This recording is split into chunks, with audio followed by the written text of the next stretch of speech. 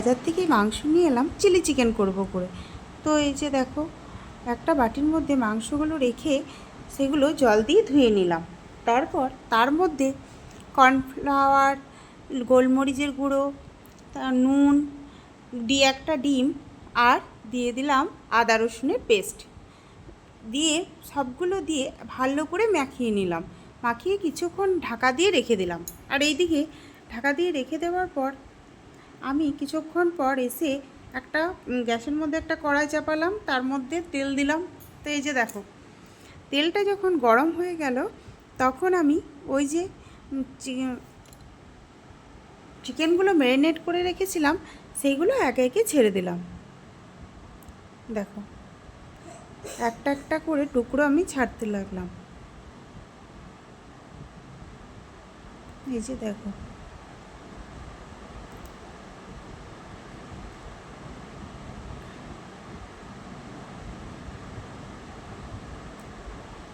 আর হ্যাঁ, এর মধ্যে কিন্তু আমি একটু কাবাব মশলাও, চিকেন কাবাব মশলাও দিয়েছিলাম যাতে টেস্টটা একটু ভালো হয়, পকোড়া খাবে তো সেই জন্য। তো দেখো, এই যে চিকেনগুলো আমি উল্টো পাল্টা করে নেড়ে ভেজে নিলাম।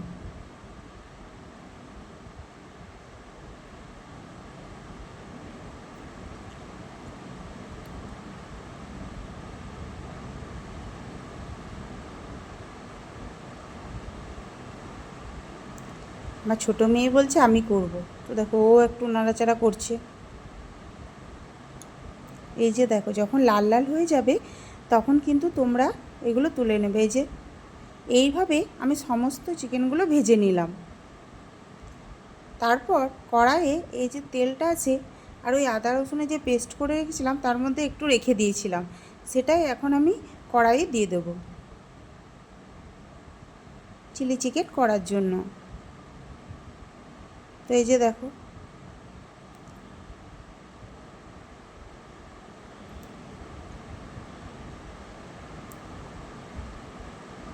রসুনে আদা রসুনটা যখন একটু খড়া খড়া হয়ে যাবে, লাল লাল হয়ে যাবে, তখন তোমরা পেঁয়াজের টুকরোগুলো দিয়ে দেবে।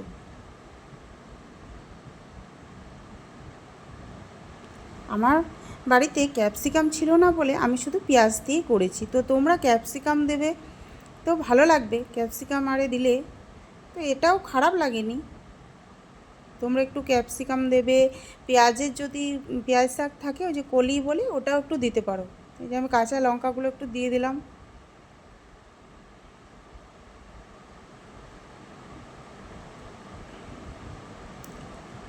এরপর আমি কেটে রাখা পেঁয়াজগুলো দিয়ে দেবো। এই যে দেখো, নুন দিয়ে দিলাম।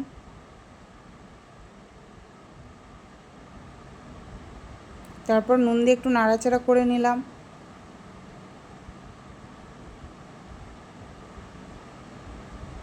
এই যে দেখো, বললাম না, কেটে রাখা পেঁয়াজগুলো দিয়ে দিলাম। পেঁয়াজগুলো একটা একটা করে ছাড়িয়ে নেবে, আমার ছাড়াইনি বলে একটু অসুবিধা হচ্ছিলো ভাজতে।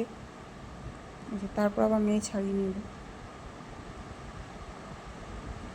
তারপর আবার মেয়ে ছাড়িয়ে ছাড়িয়ে দিচ্ছিলো।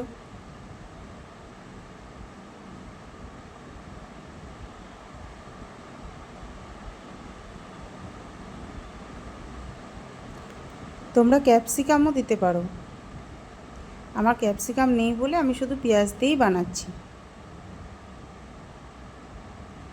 আর অন্যদিকে একটা বাটিতে আমি সোয়া সস, টমেটো সস, একটু কাশ্মীরি লঙ্কা গুঁড়ো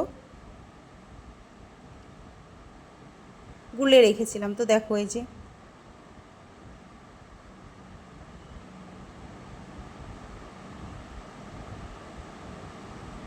পেঁয়াজগুলো যখন একটু ভাজা ভাজা হয়ে যাবে তখন তুমি এর মধ্যে টমেটো সস আর red chilli sauce, soya sauce আর একটু কাশ্মীরি লঙ্কা গুঁড়ো দিয়ে দেবে।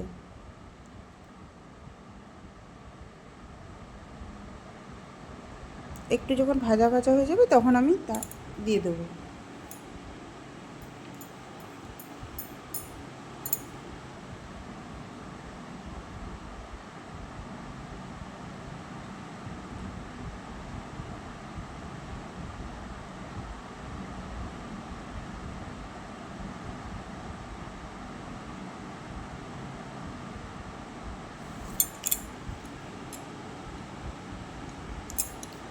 নিয়ে দিচ্ছে দেখো, এই যে সব সসগুলো দিয়ে একটু নাড়াচাড়া করে নিলাম। তারপর ওই বাটিতেই আমি একটু কর্নফ্লাওয়ার গুলে নিলাম। যখন আমার সসগুলো ফুটে ফুটে আসছিল তখন আমি একটু কর্নফ্লাওয়ার দিয়ে দিলাম এর মধ্যে। কালারটা কি সুন্দর হয়েছে তাই না? যে দেখো,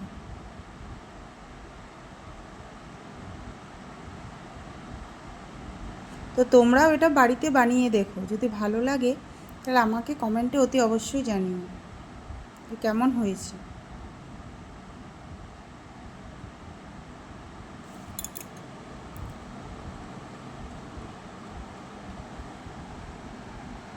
একটু ফুটে গেলে আমি এর মধ্যে কর্নফ্লাওয়ার দিয়ে দেবো। এই যে দেখো, কর্নফ্লাওয়ারটা দিয়ে দিলাম। কর্নফ্লাওয়ারটা দিলে একটু গাঢ় হয়ে যায়, তো আমি একটু সামান্য জল দিয়ে দিলাম।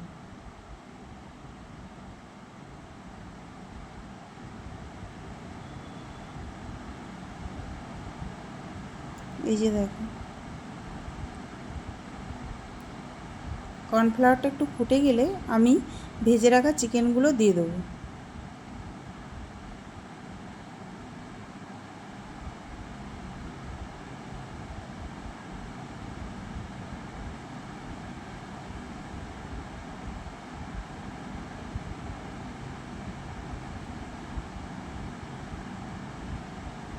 তোমরাও বাড়িতে বানিয়ে আমাকে জানিও যে কেমন হয়েছে। যারা রান্নাবান্না জানে না তারাও চিলি চিকেন বানিয়ে দিতে পারে, কারণ চিলি চিকেন বানানো খুবই সহজ।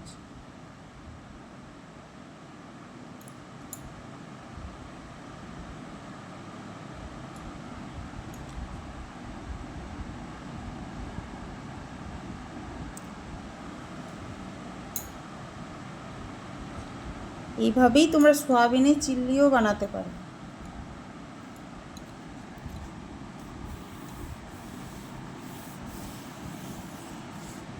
তারপর একটু ফুটে গেলে আমি গ্যাসটা বন্ধ করে দিলাম।